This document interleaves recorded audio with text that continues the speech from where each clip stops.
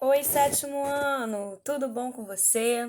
Tudo bem com a sua família? Tá todo mundo joinha? Eu espero que sim. Bom, vamos lá.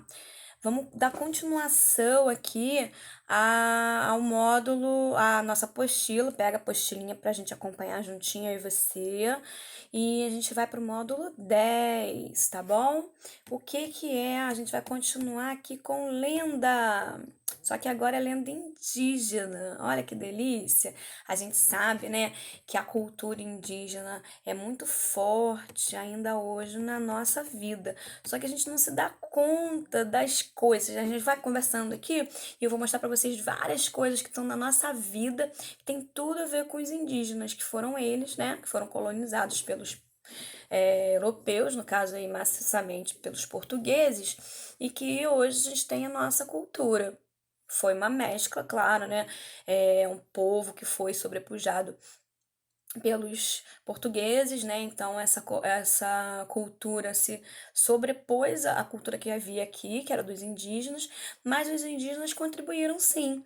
Muita coisa ficou aí pra gente, né? Alimentação, vestuário, rede, né? Rede, que é uma coisa que eu tenho na minha casa, não sei se você tem, é uma delícia, né? Ficar na redinha, né? Fresquinho e tal. Muitas das coisas que a gente come também, daqui a pouco a gente fala melhor disso. Vamos aqui, eu queria começar o seguinte. Eu sei que muita gente não está entregando, fazendo os deveres. Eu queria fazer um pedido do fundo do coração. Faz o deverzinho que a tia pede. Sabe por quê? Eu preciso muito que você participe. Eu sei que não é aquela mesma participação, né, do dia a dia lá, aquela troca que a gente tinha, mas eu preciso que você participe, faça as coisas propostas, tanto da minha aula quanto das outras, porque essas aulas elas estão valendo. Depois é o futuro de vocês, é o conhecimento que vocês estão adquirindo ou estão deixando de adquirir. Não vai ter retorno, a gente não vai voltar e vai rever tudo que foi visto. Isso tudo está sendo dado agora. E eu entendo que para algumas pessoas é mais difícil, para outras não, para outras está igual. Por exemplo, a minha filha. Minha filha esses dias falou para mim, mãe, na aula ao vivo eu entendia melhor a aula na interação lá na escola. Hoje em dia eu não entendo tanto. E aí são vários fatores para várias pessoas diferentes, né? Que isso vai afetar ou não. No caso da minha filha, ela é muito tímida. Eu acredito que ela fique com vergonha nesse novo formato de perguntar quando tem dúvida, né? Não que ela não tivesse também vergonha de perguntar lá na sala, mas aquele formato pelo menos ela já estava acostumada. Então eu acho que ela tinha um pouco mais de liberdade para perguntar. Vai ter gente que vai dizer assim, ah, para mim melhorou muito, porque aqui, né, não tem aquela, os amiguinhos não me interrompem, não me distraem, eu consigo aprender melhor. Já teve relato disso. Assim como no caso dela, né, dizer que a falta daquela interação lá que fazia ela entender melhor. Porque no caso, né, quando um amiguinho pergunta uma coisa, o outro pergunta outra, de repente aqueles tímidos se davam bem, porque acabava, né, tirando suas próprias dúvidas. E vai ter gente que acha que não mudou nada, que é a mesma coisa. Então eu preciso que você se mantenha conectado aqui, fazendo as propostas, né, de atividades, para tia poder verificar e você mesmo verificar se você está aprendendo ou não. Tá bom? É um pedido que a tia está fazendo para você. Vamos lá. A gente vem aqui no para começar, tem uma tirinha, adoro tirinha. É o Saci, né, perguntando pra mula, dizendo assim: "Mula, estamos sem", perguntando não, afirmando. "Estamos sem gás pro balão". E aí o quê? Aí a mula, né, sem cabeça, que solta fogo, ia abastecer lá o fogo para subir o balão. Muito legal, né? Muito criativo. E aí a gente sabe que alguns personagens folclóricos, no caso aí o Saci Pererê e a Mula Sem Cabeça, são animais, são personagens do folclore brasileiro e que tem aí uma, como é que fala? Eles vieram da cultura indígena, né? É uma das nossas relíquias. Aí a gente sabe que é uma cultura oral, que passa de geração a geração, e ainda existem os povos indígenas, mas não é são só os povos indígenas que cultuam as lendas. A gente também, porque a gente tem o dia do folclore, nesse dia a escola promove, né, o aprendizado, o conhecimento, a exposição desse tipo de gênero textual, tá bom? A gente vê aqui que as narrativas fantásticas, elas têm uma questão que os personagens, o mundo criado ali, são propícios para que haja uma verossimilhança interna, porque a externa, né, quando a gente fala de fantasia, de mundo fantástico, mágico, isso tudo, a gente sabe que não é uma coisa própria da nossa realidade. Mas a gente, dentro daquele ambiente, quando eu leio uma reportagem, eu não estou esperando ver ali animais fantásticos, por exemplo. Mas quando eu tenho uma lenda, eu mergulho numa história em que eu sei que ali dentro pode ter uma verossimilhança interna em que coisas desse tipo um cavalo voar, é possível, né? Enfim, ou todas as outras. Todos os outros personagens aí do folclore, né, que a gente tem brasileiro e que tem essa herança indígena. Na verdade, é isso. É uma herança que não, a gente não tem herança só da Europa, né, dos portugueses. A gente também tem herança de quem estava aqui. É muito importante, inclusive.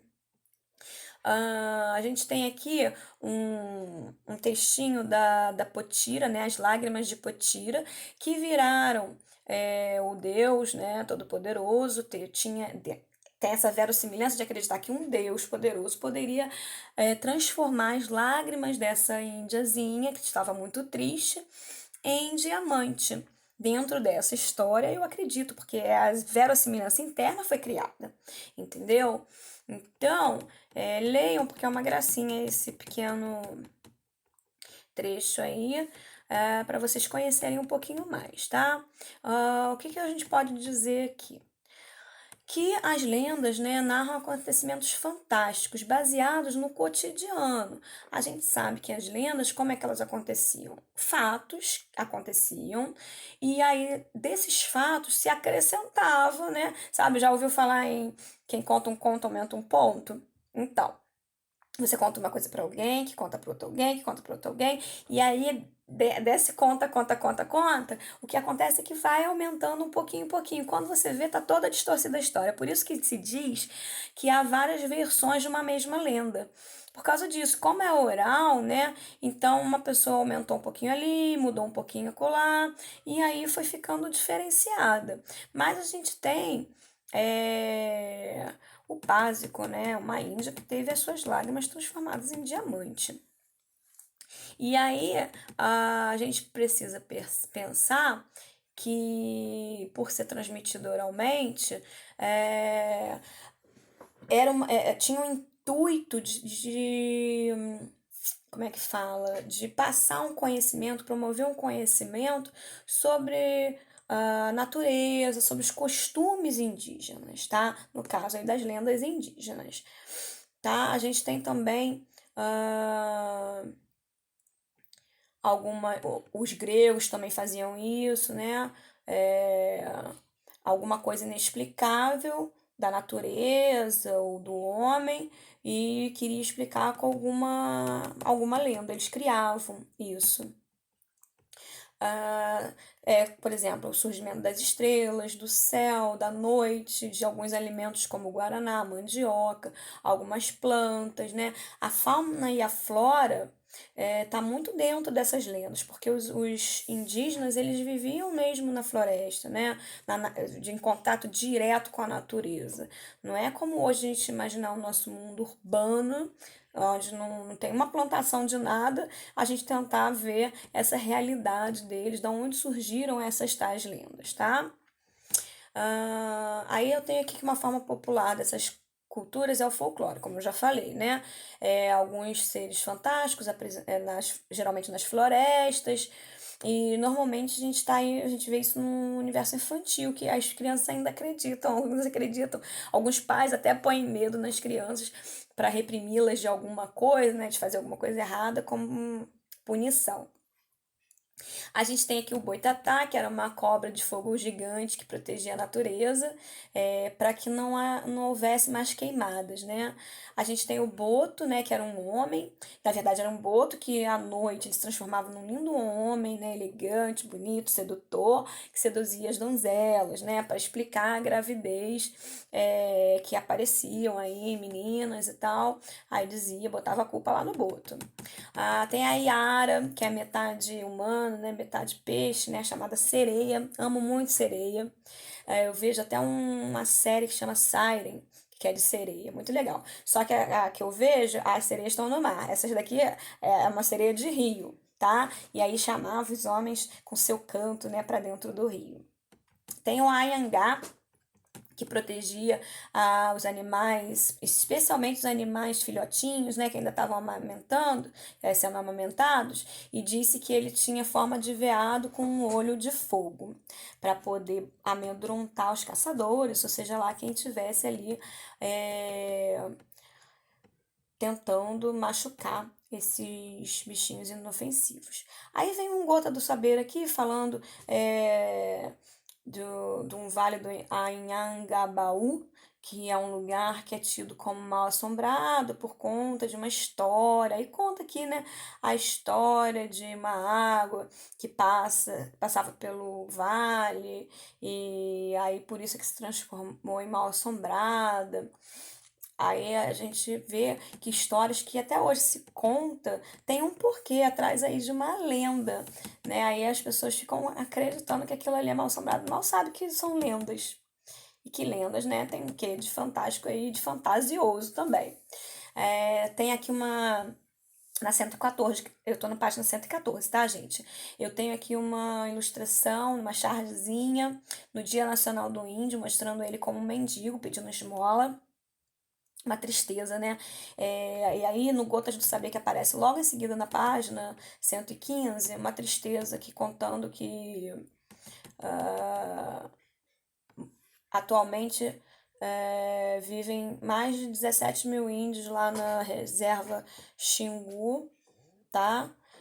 E tem também uma questão de a gente saber que antigamente existiam milhares de línguas indígenas, hoje acho que são aproximadamente 270. E você vê como é que se matou índio para uma língua se perder, porque foi dizimada toda uma população indígena que falava aquela determinada língua. Você vê como é que o negócio foi grotesco.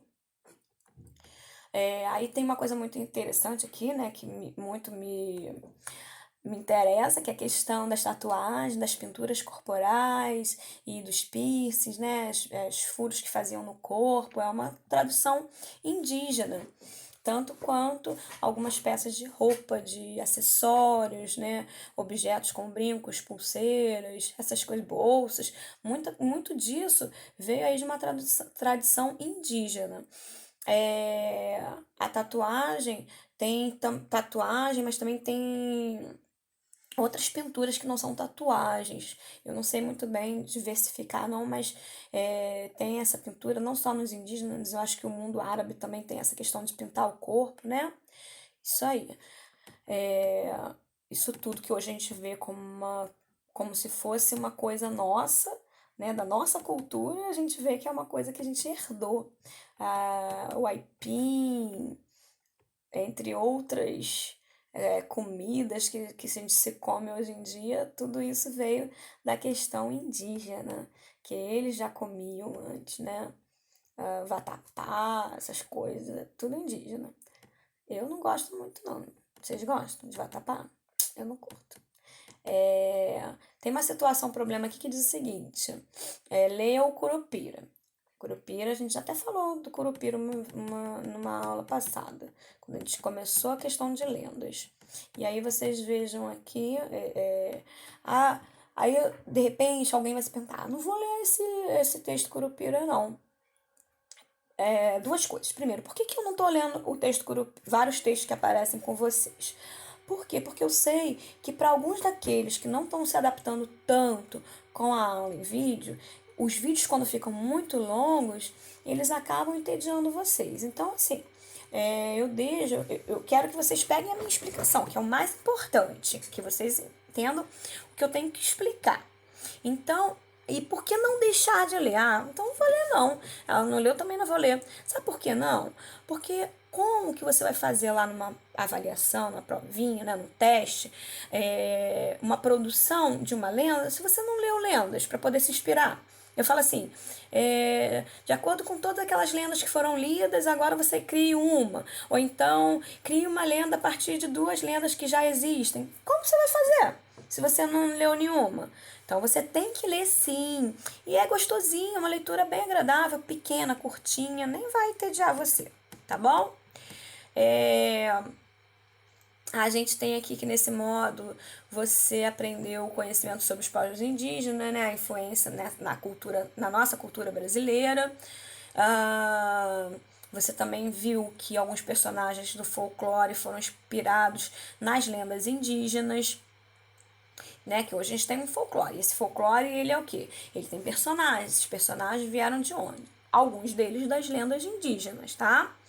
Ah, a gente tem que valorizar muito essa cultura indígena, saber que muita coisa que a gente faz foi porque eles existiram, sabe? Quando a gente vê o pai e a mãe como nossa origem, então, a nossa origem cultural também tem muito dos negros, dos indígenas, tá bom? E aí, vai aparecer aqui um último Gotas do Saber, que eu achei bem legal, que diz assim: uma das formas mais populares de divulgação do folclore é o Festival de Parintins. Festa acontece no estado do Amazonas no último final de semana de junho. Eu tenho tanta vontade de ir lá ver essa festa, dizem que é lindíssima. Tem o Boi Garantido, o Boi Caprichoso, apresenta-se contando histórias ligadas principalmente a lendas e rituais indígenas por meio de alegorias e encenações. Eu adoro teatro, então eu ia adorar assistir essas apresentações. Bom, aí aplicando conhecimento, você vai vir, vai ler esse texto, o APé, desculpa, e vai ler direitinho e vai responder as questões que seguem, tá? De 1 a 10. Depois vocês vão ver desenvolvendo as habilidades. Isso, gente, tá na página 119, 120, tá? A gente tem aí as questões na 119, e aí na 120 e em diante você vai ter tirinha, vai ter alguns pequenos textos para vocês responderem essas que são de múltipla escolha. Beleza? Façam, porque na quinta-feira a gente tem a correção disso aí. Vamos estar juntinho de novo. Uma beijoca e boa semana.